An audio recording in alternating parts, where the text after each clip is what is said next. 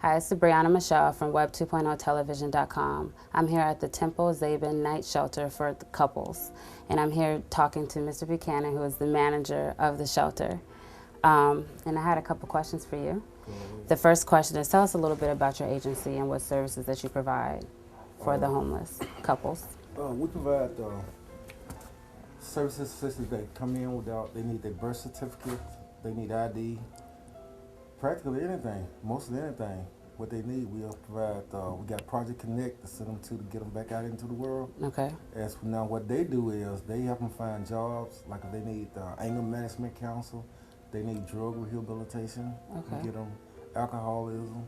Okay. And here at the shelter, we have a mandatory AA meeting on Monday night, and we have a mandatory NA meeting on Friday night. Okay. And tonight is the night we have one also. Okay, so you have outside sources who provide services for the homeless couples who do come. Through the Jewish Family Service. Jewish Family Services? Yeah. Okay. Project Connect. Okay, and how would you describe the people that utilize your services? The people that come here Yes. are mostly people that's homeless, couples that without a place to go for whatever reason it is. Okay. You know, we take first come, first serve for any reason. Okay. So, you know. For any reason at all? Any reason at all. If they're homeless and got no place to go, we take them. Okay, and how many people do you normally serve on average a night? On average, we have a total of 22 rooms, so we not a type shelter that turn over now. Okay. It's for, you know, people be coming in each and every night. Right. Our program, this particular program is a program, 6-month program. Okay. And we want you to stay 6 months with us. 6 months? Yeah. Okay, and so throughout those 6 months, they do get rehabilitated? Rehabilitate. And after the 6 months, what happens when they're put back? Are they put back out on the street, or are they put back out in homes? We help them, we help them look for housing, you know. Project Connect help them, and then once they out in the world, they still monitor them for another 6 months once they leave the program to make sure that they're still in there. Okay. Because some of them take rental system with them when they leave here and stuff like that. And so there's outside sources that provide funding for them to move into homes or apartments or assisted living? We go through there again, we use Project Connect, and the funding part I can tell you about because they're over in that area right there. But I know it's some things that, you know, they help them with get back in there. Okay, so what criteria do people have to meet in order to come to the shelter?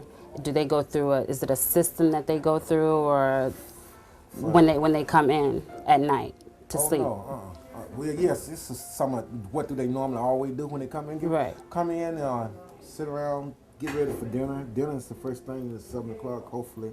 Okay. No later than 7:15. And then once they do that, once they have a little chore, we have a little chore list. We share up on cleaning up the place like that. Okay. And then they're free to do whatever they want to do. Okay, and do they go outside, or when they're free to do whatever they do it inside? We have a curfew now, 7:30 at night. Okay. Everyone have to be in by 7:30. Okay. No one is allowed to go back out after 7:30. Okay. And so what happens if they don't come at 7:30? Okay, if they don't come in at 7:30, hopefully they will be coming in later on during the night. But, you know, we have things that we discipline with them if they do not follow rules and regulations. Okay. Then they'll be looking for somewhere else to go. Okay, so you don't just kick them out. Oh, no. It's not that. You just, so what type of discipline do they have when they come in later than 7:30? We go by, you know, we have a thing, we write them up for like, if they get like 3 consecutive write-up for 3 consecutive things. Okay. Then, you know, all while we counsel them, we just don't put them right back out in the street. Okay. We give them the opportunity to, and if they can't seem to follow the rules and regulations, then they put themselves back out in the street. Okay. So one thing we ask is just follow a few rules and regulations. That's it. Okay. And what barriers do people face when they try to access the shelter? Are there any barriers that people have, like, you know, when they try to come here at all? No. No. Other than if we have a room available, they get it. They get it. If they don't, we don't. Automatically. Automatically. That's awesome. First come, first serve. Okay. What do you think is the greatest need for the people that do come here? The greatest need for people to come here? Housing and jobs. Housing. Affordable housing. Yes. Yeah, and jobs that pay a little more money than what is normally paid. Okay, and so you... And I could say some drug and alcohol attributed. Okay. You know, but I'm not going to put it on the top. Right. Although you know it's up there. Right. Right. Yeah. Because there is a 11 11,000 homeless people in the Atlanta metro area. Just to let the audience the know. Atlanta census this past Wednesday here. Really? Ran it out of here, yeah. Okay, and what was some of the... Well, I don't know the count yet. You don't know the count? Not Yeah, yet. I did the, it was on the Atlanta Research website, and they said there's 11,000 homeless people. It's quite a few. Yeah, it's a lot. That figure would be about right. Right. But we'll know for sure March 16th. March 16th. Okay. How do you feel about the local government, what it's doing to actually prevent homelessness? Or do you think that they're being pretty effective? Yes, because I know Mayor Miss Shirley Franklin is behind homelessness. Okay. You know, because I've been to some of the conference that and heard some of the people talk. Right.